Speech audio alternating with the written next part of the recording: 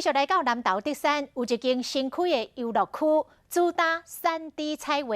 试营运的第一天免钱，吸引17000的游客到位。这到德山的游客是比过年时啊加出1倍，结果德山的交通是大拍架。你要不要跳起来？跳吗？对啊。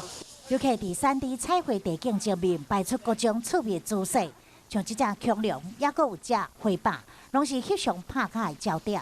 那个屋顶拍出来有什么样的效果？就很可爱啊，可以很像坐在屋顶上面一样。小朋友来吃是算甲非常欢喜，爸爸妈妈咧伫边咧看过，嘛感觉轻松自在。还蛮适合假日带小孩出来放松啊，对啊，放风，对，你也可以轻松一下。对，他们就自己玩。游乐区试营运第一天免费，有17000名游客，这园区道路客甲全人。但要入来，这游客车辆是排甲长，还这当地1、5月管道拢像安尼塞车。因为这旅游市场无好，影响到民宿旅馆业，因此业者开上千万的设施甲3D 彩绘，努力拼转型。初估大概就是有破万人次了，那这些塞车的塞车车程可能不亚于过年时间的那些程度这样子。